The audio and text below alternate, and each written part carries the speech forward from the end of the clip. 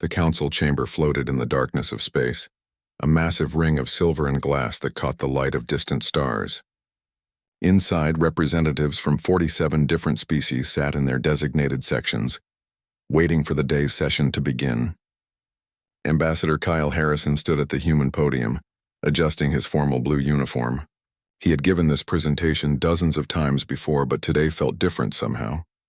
Honored members of the Galactic Council, Kyle began, his voice calm and measured. I present Earth's annual compassion report for the year 2347. The holographic display behind him showed images of human medical ships delivering supplies to refugee camps. Pictures of human doctors treating alien children appeared one after another. Charts displayed the thousands of missions humanity had completed across 17 star systems in the past year alone. Most of the council members looked bored. The insectoid delegates from Theta Prime chittered among themselves. The floating gas beings from Whisper barely paid attention. This was routine. Humans were soft, emotional creatures who spent their resources helping others instead of building proper military strength. In the Kreth section, Ambassador Draknor leaned back in his seat. His reptilian features twisted into what passed for a smile among his kind. The Kreth Dominion controlled 12 systems through military conquest. They saw humanity as a joke, useful only for medical assistance when their own warriors got injured. Another year of weakness displayed proudly, Draknor called out, interrupting Kyle's presentation. Several council members shifted uncomfortably, but no one objected. Tell me, human, how many warships did you build this year? How much territory did you claim? Kyle paused. He looked at the Kreth ambassador with eyes that revealed nothing. We built 17 hospital ships, Ambassador Draknor. We claimed no territory. We helped 4 million refugees find new homes. Draknor laughed, a harsh sound that echoed through the chamber. This is why humanity will always be a minor species. You lack the spine for real power. You are tolerated here because you are harmless. Council Speaker Velthar, a being made of living crystal that reflected light in rainbow patterns, raised one limb. Ambassador Draknor, please allow the human delegation to finish their report. Kyle nodded his thanks to Velthar. He continued his presentation, but his mind was elsewhere. In the back of the human section, Captain Lisa Monroe sat with her arms crossed. She commanded the diplomatic vessel Valiant Hope, but her career had started very differently. She remembered things the younger species had forgotten or never learned. Beside her, Dr. Sophie Grant watched the Kreth ambassador with sad eyes. Sophie had spent 15 years working with alien species, teaching them about human culture and biology. She had made friends across dozens of worlds. But she also knew human history. She knew what her species was capable of when pushed. After the presentation ended, Kyle walked back to the human section. Commander Jake Sullivan, the military attaché, leaned over and whispered, The Kreth are getting bolder. Intelligence suggests they're planning something. How long have we been part of this council, Jake? Kyle asked quietly. 73 years, sir. 73 years of playing nice, of showing them our best side. Kyle's jaw tightened. Sometimes I wonder if we've played the part too well. That evening, in the human delegation's private quarters, the senior staff gathered. Lisa Monroe poured herself a coffee and looked at the others. Anyone else tired of being treated like we're children? Sophie nodded. They don't even bother to read our history files. I offered to give a presentation about Earth's past to the Cultural Committee last month. Only 3 species showed up. Maybe that's for the best, Jake said darkly. He pulled up a holographic display showing Earth's first contact war in 2274. The conflict had lasted 6 weeks. Humanity had been attacked by a species called the Venthor, who thought humans would be easy prey. The Venthor had 3 times humanity's population and 5 times the military resources. The war had ended with the complete destruction of the Venthor military and the occupation of their homeworld. Humanity had demonstrated terrifying efficiency, using tactics and weapons that shocked the galaxy. Then just as quickly, humanity had changed course. They helped rebuild the Venthor civilization, established democratic government, and withdrew within 2 years. The young species that joined the council after that only saw the rebuilding part. They never learned about the 6 weeks of systematic devastation that came before. We chose a different path after that war. Kyle said softly, We decided to be better, To show the galaxy that strength doesn't have to mean cruelty. But they think our choice is weakness, Lisa replied. And that's dangerous. The alarm went off at 3 in the morning, Council Station time. Red lights flashed through the corridors as emergency broadcasts activated every screen. Kyle ran to the command center, still pulling on his jacket. What he saw made his blood turn cold. New Boston, a human colony world with 4 million people, was under attack. The feeds showed Kreth warships bombarding cities from orbit. Buildings collapsed in flames. People ran through streets trying to find shelter. The colony's defense satellites had been destroyed in the first strike. The council assembled within an hour. Everyone watched the feeds in horror. Everyone except Ambassador Draknor, who sat calmly in his seat with that same terrible smile. Consider this a lesson, Draknor announced to the chamber. This is what happens to species that refuse to build proper military strength. The Kreth Dominion claims New Boston as conquered territory. The human survivors will serve us well as laborers. Velthar's crystalline body flashed with distressed colors. This is an unprovoked attack on a council member species.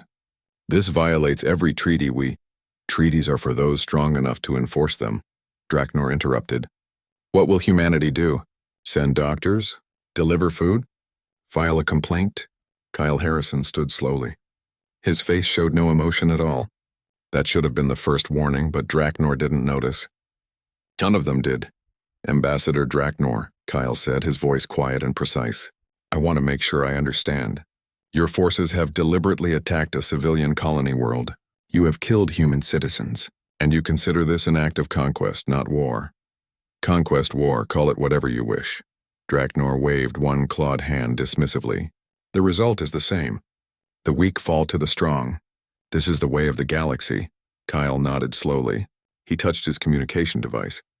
Commander Sullivan, please send a message to Earth, Priority Alpha. Tell them New Boston has fallen. Tell them to activate Protocol Nightfall. He looked directly at Draknor. We are a peaceful species, Ambassador. We choose mercy over violence. We choose compassion over cruelty. We choose to help rather than harm.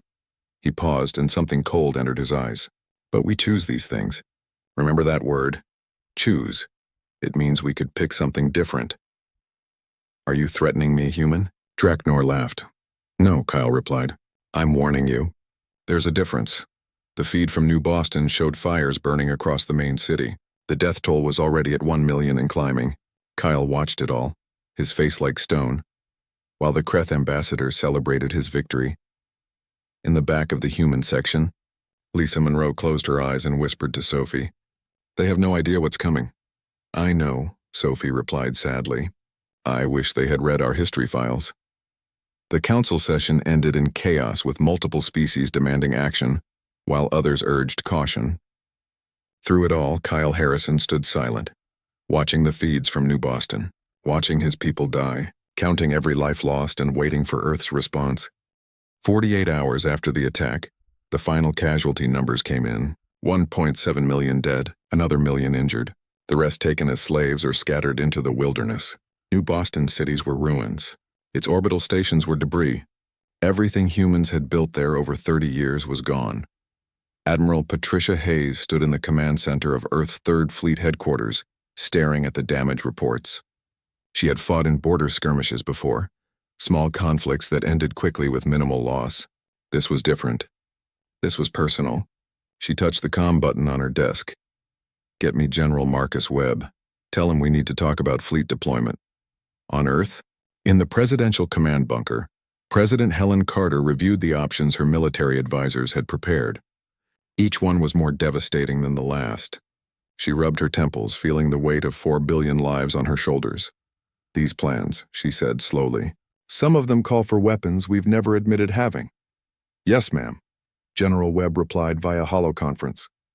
We've kept our real capabilities hidden for 73 years. The galaxy thinks we have maybe 300 warships. The actual number is different. How different? 2,417 combat vessels, ma'am, plus support ships. President Carter closed her eyes. And they never noticed us building this fleet? We build them in deep space facilities far from the trade routes. We register them as civilian vessels in the council databases. We've been very careful. Webb's expression was grim. We hoped we'd never need them, but we do need them now. Yes, ma'am. We do. Kyle Harrison called an emergency council session. The chamber filled quickly. Everyone wanted to see what humanity would do. Most expected begging. Some thought humans might ask for military assistance from stronger species. A few wondered if humanity would simply accept the loss and file a formal protest. Kyle walked to the podium carrying a single data tablet. He waited for silence, then spoke. Members of the Galactic Council, Earth invokes Article 7 of the Founding Charter, the right to proportional military response against unprovoked aggression. Murmurs spread through the chamber. Article 7 had been used only twice in Council history, both times by major military powers. Kyle continued, his voice steady and cold. We present 3 demands to the Kreth Dominion. 1. Return all human prisoners unharmed within 72 hours. 2. Pay reparations totaling 5 trillion galactic credits for damages and lost lives. 3. Surrender all military commanders involved in the attack for trial under Council law. Ambassador Draknor stood up, still smiling. And if we refuse these ridiculous demands, then we will take what we're owed by force, Draknor laughed. He actually laughed. He picked up the formal document Kyle had transmitted to the Kreth section and tore it in half. This is what I think of human demands. You have no military worth mentioning. You have no allies strong enough to help you. You will do nothing because you can do nothing. Kyle's face remained perfectly calm. Transcript logged. Timestamp recorded. You were warned, Ambassador. He turned to Velthar. Mr. Speaker, Earth requests that all council members maintain observation satellites in Kreth space. We want witnesses. Witnesses to what?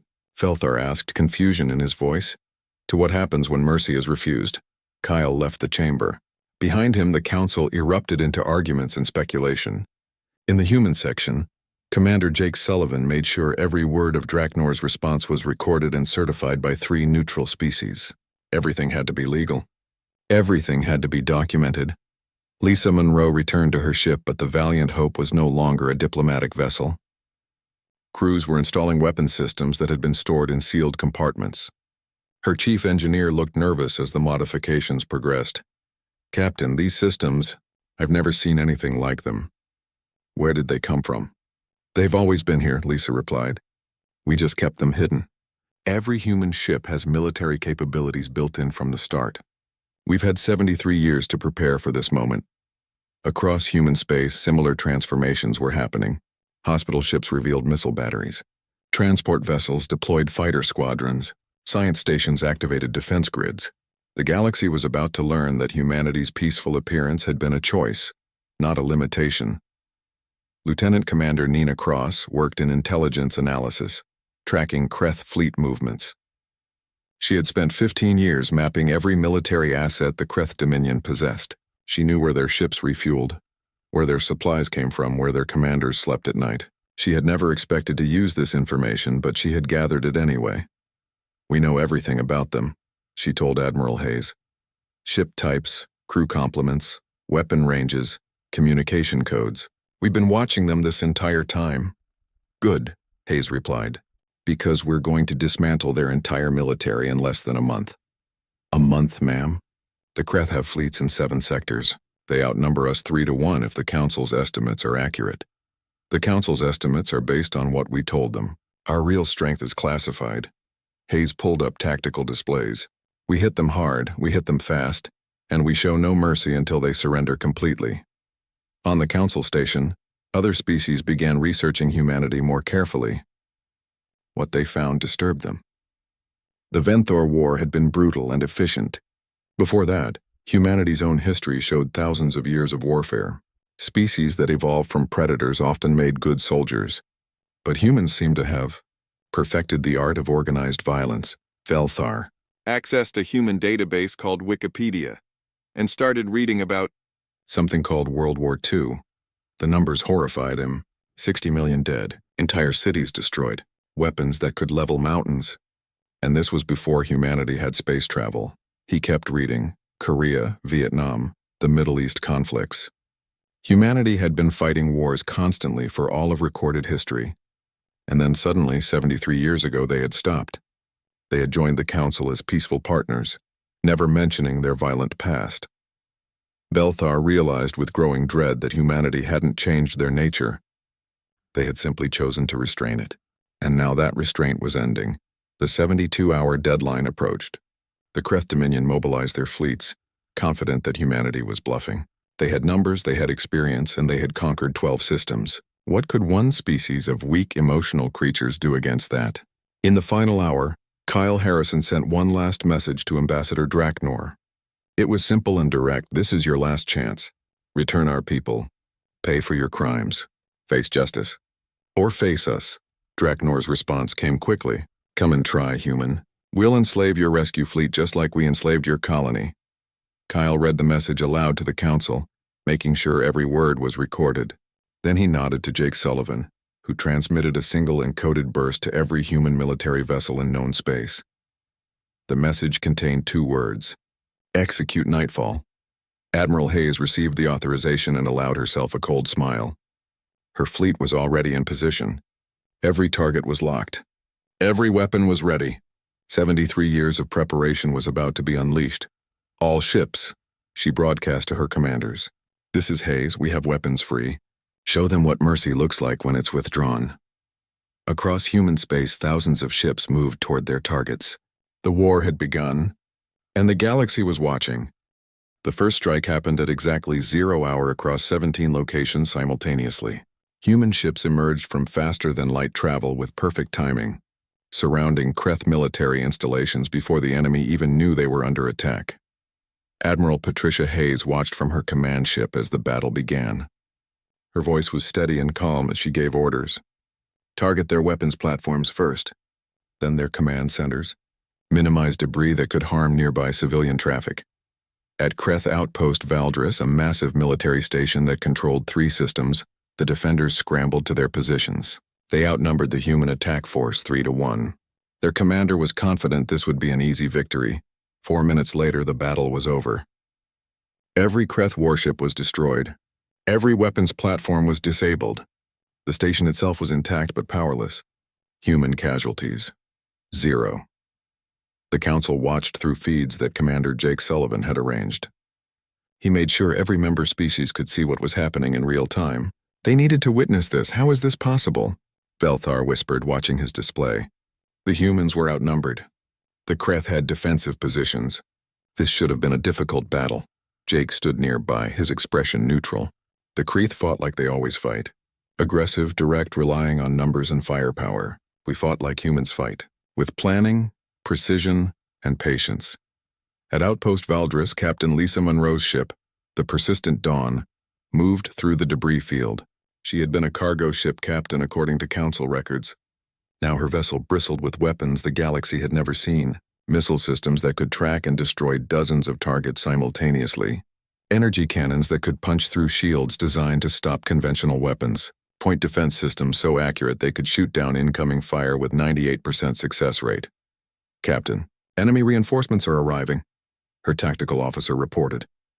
Lisa checked her displays. 30 more Kreth warships dropping out of faster-than-light travel. Match their formation data against the database. Calculate optimal firing solutions. Engage when ready. The battle lasted 6 minutes. When it ended, 27 Kreth ships were destroyed. 3 surrendered. The human fleet had taken minor damage to 2 vessels and suffered 12 injured crew members. No deaths. Across all 17 battlefields, the pattern repeated. Human forces struck with devastating accuracy. They knew exactly where to hit and when. Every shot was calculated. Every movement had purpose. There was no waste, no hesitation, no mercy. The Kreth had expected war. They had not expected execution.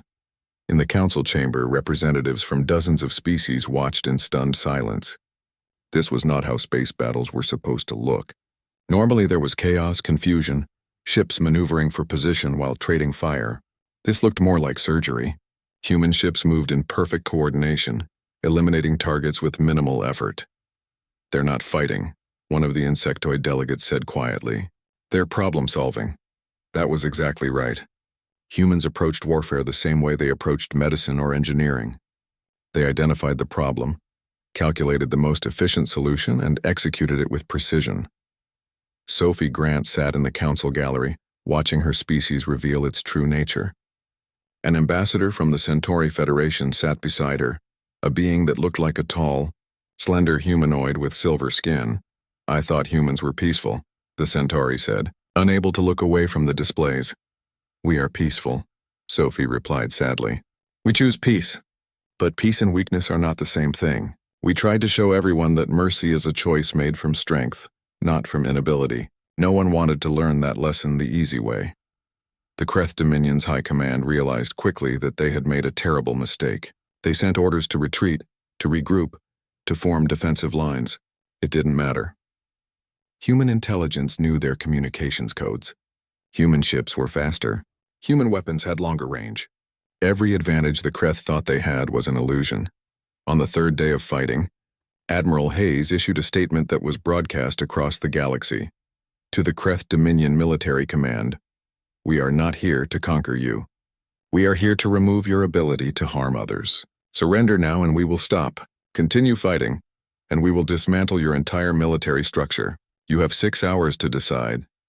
The Kreth Sovereign, a massive reptilian leader named Thraxul, responded by executing 10 human prisoners on live broadcast. He wanted to show that the Kreth would never surrender to a lesser species. Kyle Harrison watched the executions from the council chamber. His face showed no reaction. When it was over, he simply said, "Transcript logged.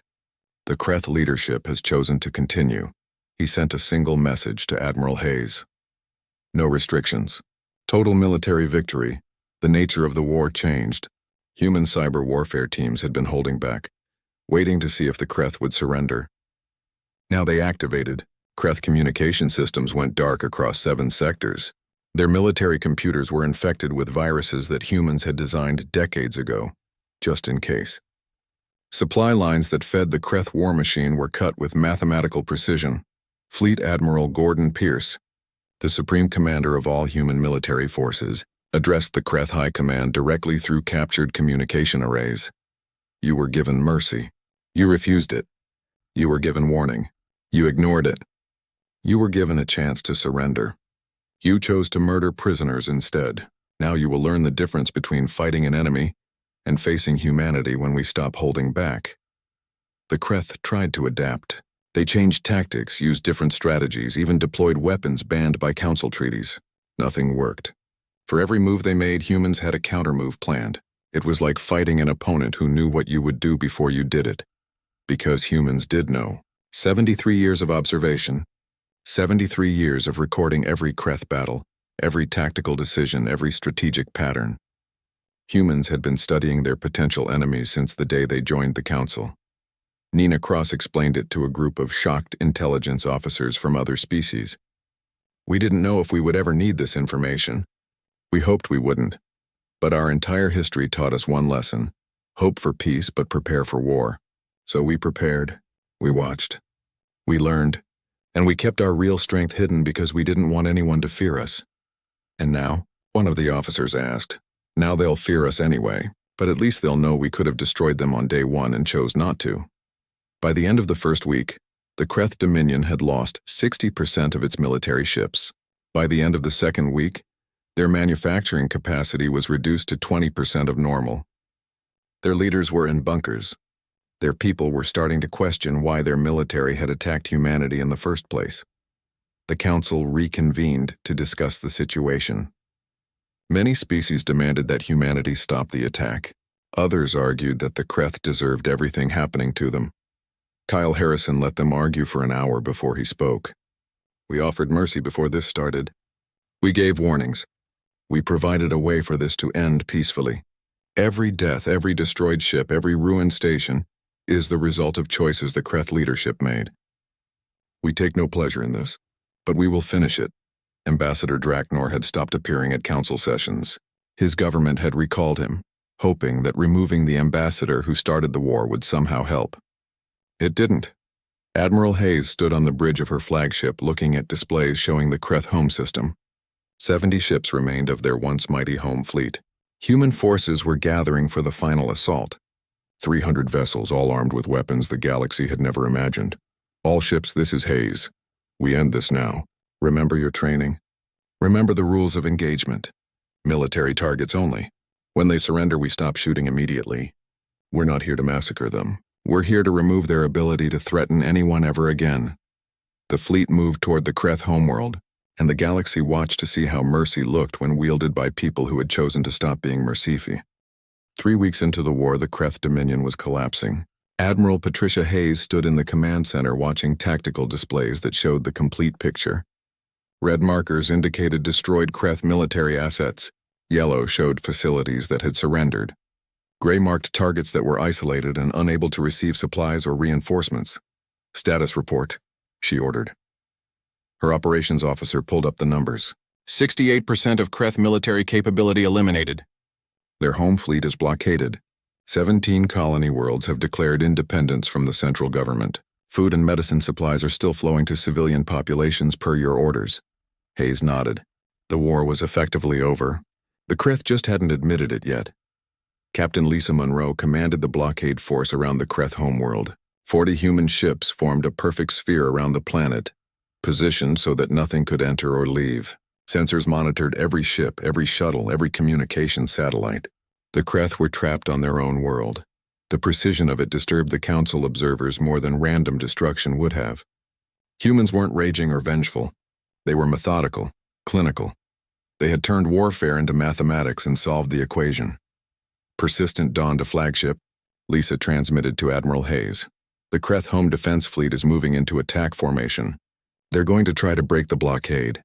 Hayes checked her displays. 70 Kreth warships against 40 human vessels. The Kreth still thought numbers mattered. "Rules of engagement remain unchanged," Hayes replied. "Disable their ships if possible. Destroy them if necessary. But I want civilian satellites and orbital infrastructure protected. When this is over, we'll help them rebuild, and they'll need those assets."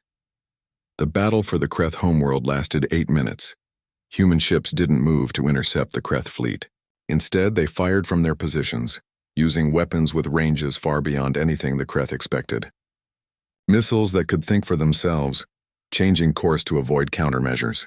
Energy beams that could focus to a point small enough to hit a target the size of a coin from 1,000 kilometers away. The Kreth fleet tried to fight back. Their weapons splashed harmlessly against human shields. Their tactics, developed over centuries of conquest, meant nothing against an enemy that had spent decades studying those exact tactics. When it ended, 63 Kreth ships were destroyed. 7 surrendered. Not a single human vessel was damaged. On the council station, Velthar watched the battle and finally understood. "They're not showing off," he said quietly to Jake Sullivan. "This is them being careful. This is restraint," Jake nodded. "Every shot is calculated to minimize risk to civilians. We track every piece of debris to make sure it doesn't fall on populated areas. We're destroying their military while keeping their civilians as safe as possible. This is what human warfare looks like when we're trying to be merciful." "This is you being merciful?" Velthar's crystalline body flashed with colors that indicated horror. "Yes, because if we weren't being merciful, we would have used different weapons. We have devices that could crack their planet like an egg. We have weapons that could turn their sun into a bomb. We built these things and then locked them away because we never wanted to use them. But we could have. That's what mercy means, having the power to destroy everything and choosing not to." The Council finally understood what they had missed. Humanity wasn't peaceful because they were weak. They were peaceful because they knew exactly how devastating they could be.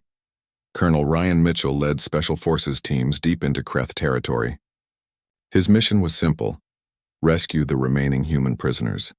Intelligence said there were 3,000 prisoners held at 17 different locations. These were places the Kreth thought were secure, buried deep inside their territory where no one could reach them. Mitchell's teams reached all 17 locations in the same night. They used stealth ships that could bend light around them, making them invisible. They used communications jamming that left the guards deaf and blind. They used non-lethal weapons when possible, taking guards alive. But when guards tried to execute prisoners rather than lose them, Mitchell's teams showed the same precision that Admiral Hayes showed in space battles. By morning, 3,000 human prisoners were free. Most were malnourished and showed signs of torture, but they were alive. Medical ships were waiting to receive them. The rescued prisoners were brought to the council station so the galaxy could see what the Kreth had done. Humans with broken bones that had been allowed to heal wrong, burns from torture devices, psychological trauma from months of abuse. The council saw images of human children among the prisoners. Children who had been orphaned, When New Boston fell and then taken as slaves, Kyle Harrison stood before the council holding a 6-year-old girl named Emma. She clutched a stuffed bear that someone had given her on the rescue ship. She was afraid of the Kreth delegates in the chamber. "This is why we won't stop," Kyle said, his voice quiet but carrying to every corner of the chamber. "This is why mercy once refused doesn't get offered twice. We tried peace. We tried negotiation. We tried warnings. The Kreth chose cruelty, so now they get justice." No one argued with him. Admiral Hayes made one final demonstration. She broadcasted across the entire galaxy, wanting everyone to see. Human ships entered Kreth space carrying weapons the size of small moons, devices that could shatter planets. Humanity's ultimate deterrent never before revealed. The weapons were armed. Targeting solutions were locked onto the Kreth homeworld. Every being in the galaxy held their breath. "These are planet killers," Hayes announced. "We built them after the Venthor War. We swore we would never need to use them. We hid them for 73 years. But we want everyone to understand something. We could have done this on day one. We could have destroyed every Kreth world in an hour. We chose not to. We chose to give them chances to surrender. We chose to minimize civilian casualties. We chose to fight a war instead of committing genocide. That was mercy. Remember that." The weapons were powered down and returned to storage. The demonstration was over. The Kreth home defense fleet was gone. Their orbital stations were captured. Their government was in chaos. Sovereign Thrakzul, the leader who had ordered the attack on New Boston and the execution of prisoners, tried to order one last, desperate assault. His own military arrested him. A Kreth general named Shalthor contacted Admiral Hayes directly. "We surrender. Unconditionally, please stop." Hayes accepted the surrender with specific conditions. The Kreth military would be reduced by 92%. All conquered colonies would be given independence. The government would be restructured with oversight from neutral council species. And every Kreth citizen would be taught what had happened and why. "We're not here to destroy you," Hayes told Shalthor. "We're here to make sure you can never do this to anyone else. If you accept these terms and work with us, we'll help you rebuild. We'll show you a better way. But if you ever threaten humanity or any other species again, we won't be merciful a second time." Shalthor agreed to everything. The council expected humanity to occupy the Kreth worlds, to establish military governors, to turn the Kreth into a subject species. Instead, Admiral Hayes announced reconstruction plans. Human engineers would help repair damage. Human doctors would treat injured Kreth civilians. Human teachers would establish new schools. "We don't want an empire," General Marcus Webb explained to the council. "We want the Kreth to become better than they were. We want them to join the galactic community as productive members instead of conquerors. We're willing to invest in making that happen." This terrified the council more than the military victory had. A species that could destroy its enemies and chose instead to help them was unpredictable, dangerous, powerful in ways that went beyond weapons. Lisa Monroe received new orders. Instead of commanding a warship, she would lead the training program for the new Kreth Defense Force. A military designed to protect, not conquer. She stood on the bridge of her ship, looking at the Kreth homeworld on her view screen. Cities were damaged but intact. Civilians were alive. The planet would recover. "We showed them what we can do," her tactical officer said. "Think they learned the lesson?" "I hope so," Lisa replied. "Because we don't want to teach it again." 6 months after the war ended, the Galactic Council convened to discuss what many species were calling the human question. The chamber was full, with every member species sending their highest-ranking representatives. Everyone wanted to understand what had happened and what it meant for the future. Kyle Harrison walked to the human podium, knowing that this moment would define how the galaxy saw humanity for generations. The war had been necessary, but now came the harder part, living with what they had done and helping others understand why. "Honored members," Kyle began, "we present our after-action report on the conflict with the Kreth Dominion." The holographic displays showed detailed statistics. Human military casualties, 2,847 personnel. Kreth military casualties, 1.2 million. Kreth civilian casualties, 0. That last number made several delegates lean forward in surprise. "0?" Velthar asked. "In a 3-week war that destroyed most of their military, how did you avoid civilian casualties?" Admiral Patricia Hayes stood to answer. We knew where every civilian was at all times. We tracked population centers, refugee movements, evacuation routes. We had real-time satellite coverage of every Kreth world. We never fired a shot without knowing exactly what was behind the target. She pulled up tactical recordings showing human weapons redirecting in mid-flight to avoid hitting civilian structures. Missiles that deactivated themselves when scanners detected life signs in areas that were supposed to be military only. Captains aborting attacks when they couldn't confirm civilian safety. We could have killed millions, Hayes continued. It would have been easier, faster, and cheaper. We chose not to. Even when they were killing our people, even when they were torturing our prisoners, we maintained discipline. Because that's what makes us different from them. A delegate from the Centauri Federation stood up. Admiral, your restraint is noted. But many species are concerned about humanity's military capabilities. You hid your true strength for 73 years. What else are you hiding? Kyle fielded that question. We didn't hide our strength. We simply didn't advertise it. Everything we built was defensive in nature. We never threatened anyone. We never demanded special treatment. We just wanted to be left in peace to help others. Until you weren't left in peace, Velthar observed. Exactly. The Kreth made a choice. They chose to attack a peaceful colony. They chose to ignore our warnings. They chose to execute prisoners rather than negotiate. Every step of the way they chose violence. We simply responded to those choices. The council chamber fell silent as everyone absorbed this. The implications were staggering.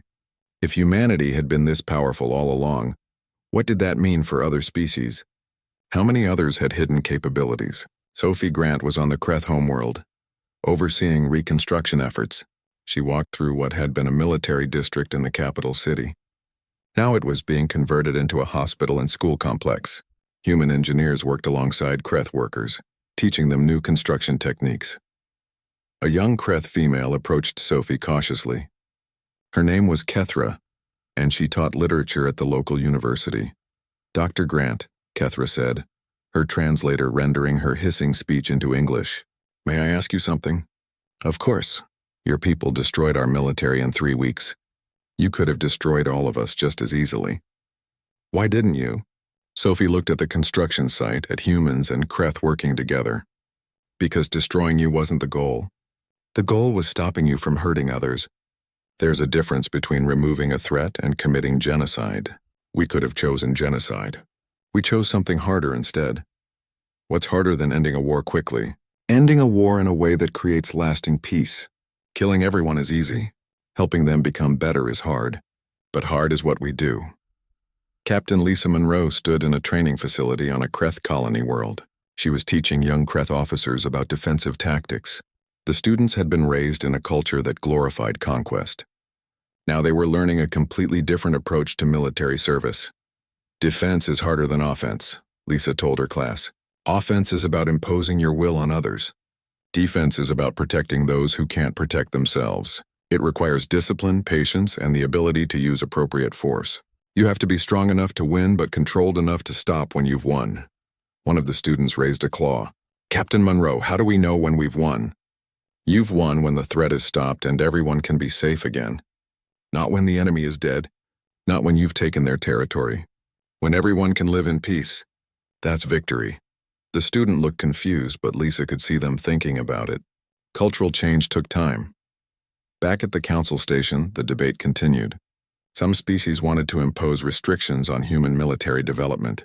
Others argued that humanity had proven they could be trusted with their power. The argument went in circles until Kyle Harrison stood again. Members of the council, we understand your concerns. You're afraid of us now. That's natural. You should be cautious around powerful species.